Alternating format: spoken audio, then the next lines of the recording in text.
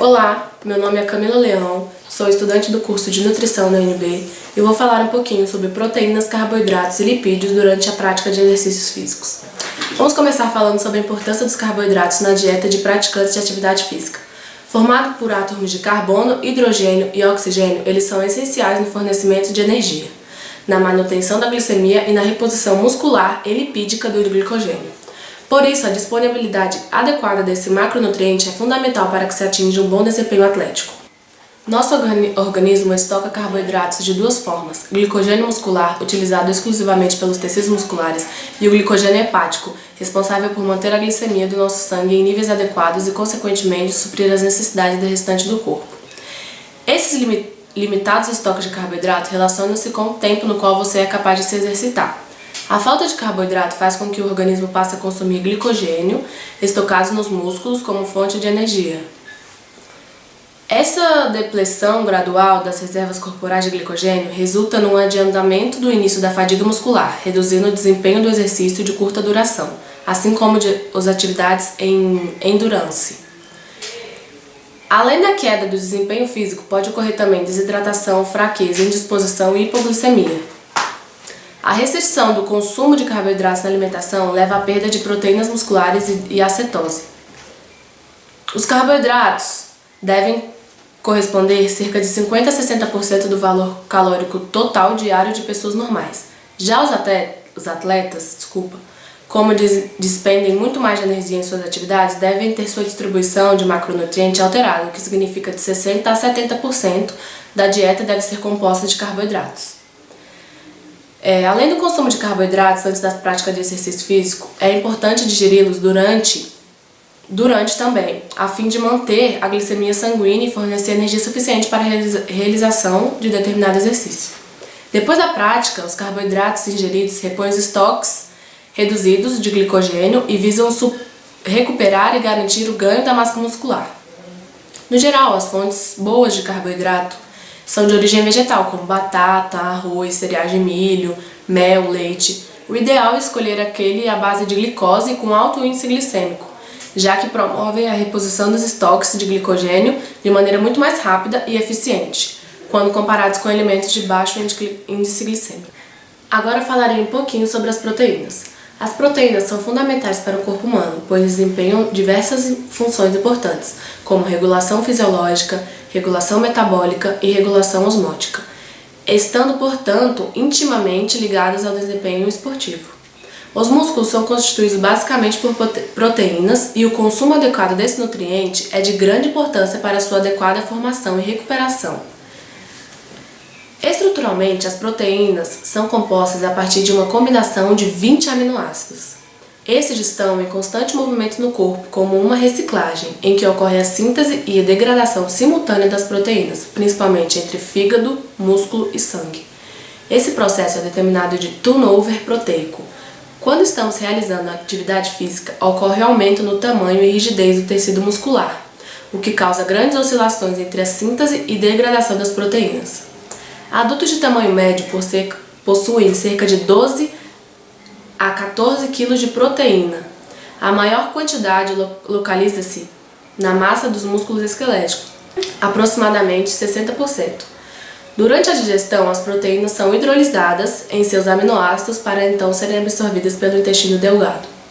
A prática regular de exercícios tende a aumentar a necessidade de proteínas e aminoácidos que o organismo precisa consumir, em virtude da lesão muscular e do aumento das taxas metabólicas.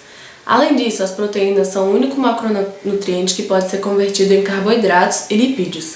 Elas devem oferecer, sobretudo, aminoácidos essenciais para que sejam utilizados com eficiência no crescimento muscular. São encontrados principalmente em carnes, peixes, aves, leite e derivados. É importante ressaltar que a ingestão de proteínas em excesso não resulta em maior síntese muscular, podendo sobrecarregar o rim e o fígado. Essa sobrecarga ocorre devido ao processo de desaminação, retirada do grupamento amino NH3+, de um aminoácido, o qual é convertido em amônia e ureia no fígado, e a transaminação, conversão de um aminoácido em outro aminoácido.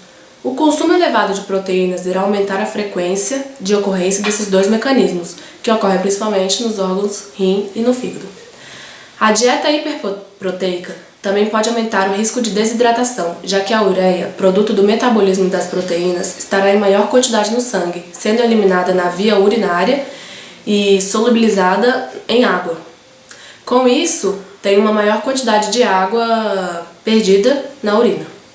O corpo não possui locais de reserva para aminoácidos, ou seja, aqueles que não são utilizados para a síntese de proteínas ou outros compostos e aqueles que não são consumidos no metabolismo energético propiciam o substrato para o fenômeno da gliconeogênese, ou são transformados em moléculas de triglicerídeos para armazenamento nos adipócitos, um efeito que nem sempre é desejado para os praticantes de atividade física. As proteínas podem também funcionar como fonte de energia para o organismo durante a prática de exercício físico com maior intensidade. Por isso, geralmente, leva à degradação no músculo, ou seja, catabolismo, quando o organismo passa a suprir sua carência energética, destruindo as suas próprias reservas. Por isso, a importância da ingestão de carboidratos. Para que haja síntese de massa muscular e para que se evite a diminuição da musculatura durante a prática de exercício físico, é de fundamental importância que o conteúdo de carboidratos na dieta esteja em níveis adequados. Na ausência de carboidratos, mesmo com a ingestão alimentar correta de proteínas, o organismo não é capaz de construir músculo. Não esqueça de ingerir também os micronutrientes, vitaminas e sais minerais. A deficiência de uma vitamina ou de um sal mineral na dieta pode interferir diretamente no ganho de massa muscular, mesmo que a dieta contenha quantidades adequadas de macronutrientes. Portanto, não deixe de lado frutas, verduras e legumes. Agora vou finalizar falar um pouquinho dos lipídios. Os lipídios são biomoléculas compostas por carbono, hidrogênio e oxigênio. Pertencem a uma categoria de substâncias orgânicas insolúveis em águas, classificados como gorduras e os óleos. Se por um lado eles causam preocupação nas pessoas por estarem associados à obesidade e a altos índices de colesterol no sangue, por outro, são fundamentais para a nossa sobrevivência, por desempenharem importantes funções no nosso metabolismo. São encontrados principalmente nas carnes, ovos, leite integral, manteigas, castanhas, azeites e óleos vegetais. Durante a prática de exercícios, o organismo utiliza principalmente os carboidratos e lipídios como fonte de energia. Isso se deve ao comportamento exergônico desses macronutrientes, ou seja, da sua grande capacidade de liberação de energia. Os lipídios obtidos na dieta e aqueles sintetizados endogenamente são distribuídos por lipoproteínas plasmáticas, sendo utilizados na liberação de energia ou armazenamento. Caso ocorra um excesso na ingestão de proteínas ou carboidratos, eles são convertidos em triacilglicerol, que são os lipídios mais abundantes na dieta. As gorduras, ao serem oxidadas nas células, geram praticamente o dobro da quantidade de calorias liberadas na oxidação da mesma quantidade de carboidratos, fornecendo cerca de 9 calorias por grama. Além disso, os lipídios possuem outra vantagem. São armazenados quase sem água, em forma anidra, enquanto os carboidratos são muito mais hidratados. Essa diferença na massa dos dois tipos de armazenamento é muito evidente. Mesmo com a correta ingestão de alimentos fontes de carboidrato, nosso organismo apresenta uma capacidade limitada de armazenamento dos glicogênios muscular e hepático. Com a prática de grande esforço, o glicogênio é rapidamente depletado, o que leva ao estado de fadiga. Apesar do armazenamento de energia nos adipócitos em forma de gordura serem mais eficientes,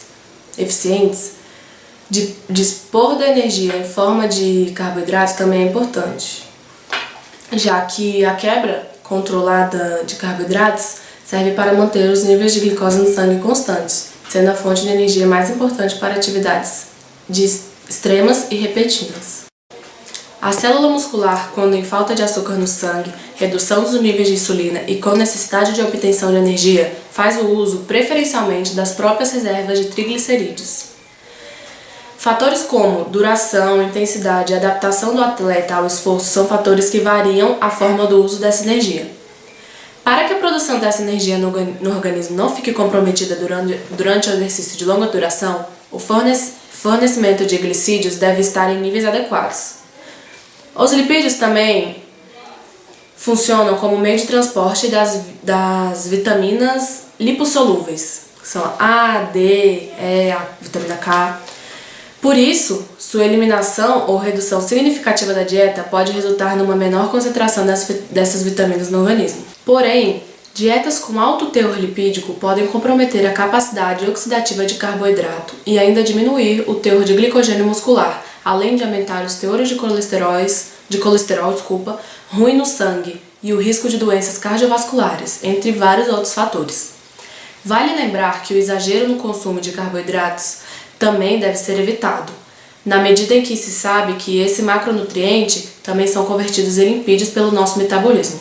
Isso ocorre pois a glicose, após nos alimentarmos, pode ser convertida em energia através do seu limite de armazenamento. Assim, o excesso de carboidrato ingerido seria direcionado para a formação de gordura quando os tecidos estivessem com seus estoques lotados de glicogênio.